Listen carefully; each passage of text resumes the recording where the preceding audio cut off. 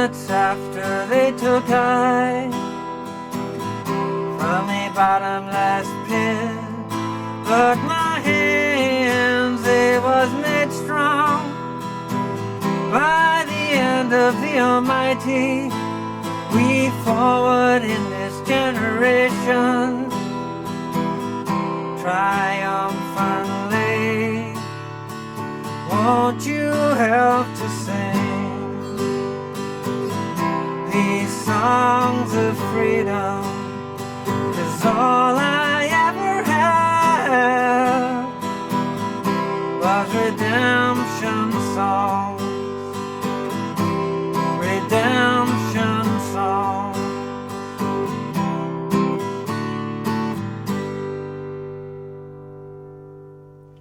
Hi, how you doing? Justin here. In this lesson today we are checking out Redemption Song by the magnificent Bob Marley. Must feel like complete imposter when I'm singing this stuff because I know nothing about slavery or, you know, lack of justice. But anyway, it's a great song and definitely a really fun one to play. It's got a very nice intro as well. So we're going to go through the intro, but we're going to start off by looking at the chords. Now, chords are relatively simple. We've got G, E minor, C, G with a B bass, which is the interesting kind of slash chord. Now we're at stage 9 in the beginner's course, in the beginner's songbook, so we can have a few of these kind of more interesting chords in there. Let's start off by looking at the chords for the whole tune. Those of you that have got the beginner's songbook in front of you, remember that if a chord is just written on its own, it's played for a whole bar. But if you see bar lines, then the chords inside the bar lines are played for 2 beats each. So, or like that, you know, if there's only one chord within the bar line, that would take all 4 beats. In this case, it's the C to the G with a B bass are sometimes played for 2 beats each, or in the chorus, it's a C and a D chord that are played with 2 beats each. So I'm sure you'll kind of get that as we go through. I'm going to play it for you now first, counting through the bars. Then I'll go through and sing it along with the kind of the lyrics and the chords mixed in together. And then we'll start talking about the strumming a bit further. So starting off with here, 3, 4, we got G for a bar.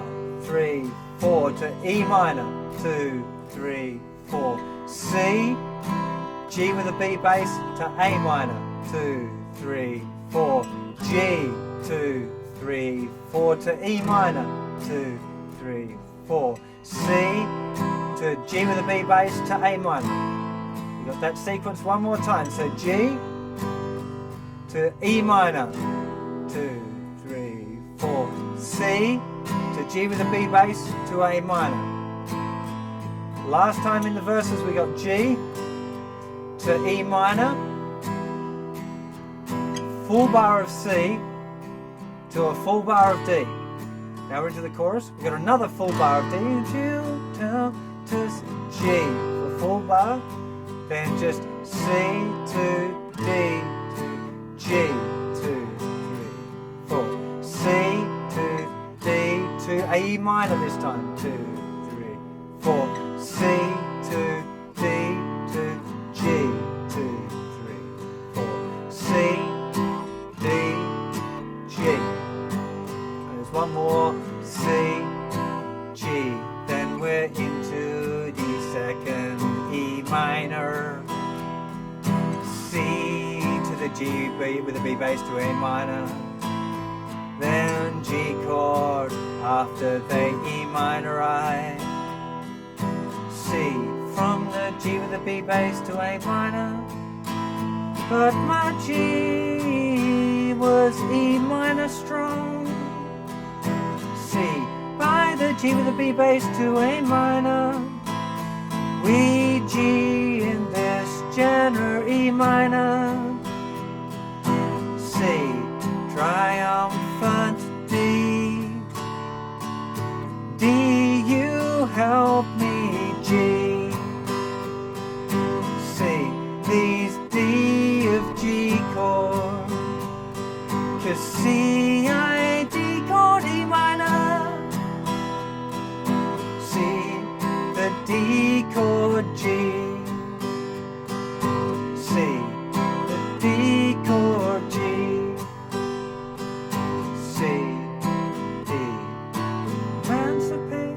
and then we're on to the rest of the tune. Of course, if you've got the songbook there, you've got the rest of the verses and the structure written out, and the intro riff.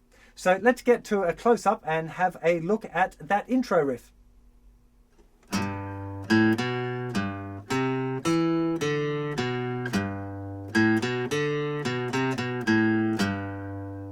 Okay, as you can see, it's pretty simple, this one. We're starting off with third finger on the thickest string, open A string or fifth string, second finger, second fret of the fifth string, then back to the note G. So the first bar,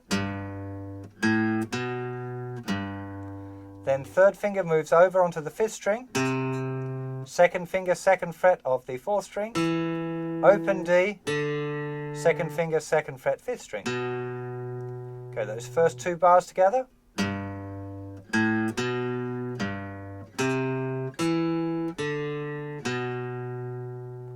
Okay, now the second time, the third bar, slightly different. Third finger, third fret, thickest string, open A, second finger, second fret, fifth string, but up to the open D string, that's the open fourth string, and then second finger comes back down in the second fret of the fifth string. Now make sure you note the rhythm there. 1, 2, and 3, and 4, and it's a little bit more complicated. 1, 2, and 3, and 4, and we finish off with, which is third finger, third fret, fifth string, second finger, second fret, fifth string, open fifth string or A string, and we're finishing on that G. So let me play it once through, really nice and slow.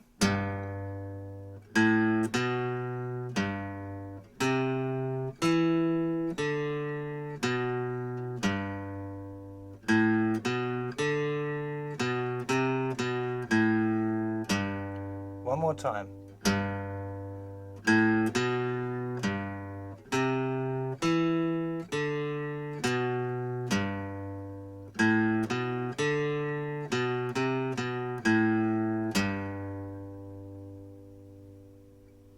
Interestingly, when Bob Marley played that riff, he used his thumb. In fact, he strums with the thumb as well. So if you really want the proper, authentic version of this tune, what you want to be doing is using the fleshy part of your thumb to play the riff.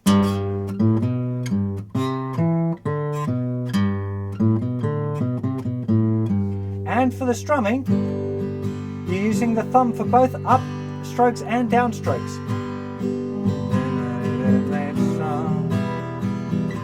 The end of the Almighty, and it works, and it's really quite an authentic thing. Now, for beginner guitar players, generally I recommend that you learn using a pick, you know. And when I've played this song in bands or whatever, I've used a pick. Sounds fine to me, you know. So it's really your call as to whether you want to use your thumb or whether you want to use a plectrum. Now, while we're talking about strumming, the original version of this one is quite free. There's not really a specific pattern that gets used all of the way through. It kind of changes through the song. But what I've got here in the book for you is a particular pattern I think works really well when there's a chord played for a whole bar. Now what tends to happen both on the original version and the ways that I played this tune, where there's two chords in a bar that just get like two strums each, you play literally two down strums on those. And for all of the chords that have got a whole bar, the pattern I've suggested here is 1, 2, and 3, and 4, and 1, 2, and 3, and 4, and down. Up, up, down, up, down. Now it's not strictly that. Yeah, I mean, it sounds funny if I play the first part with exactly that pattern.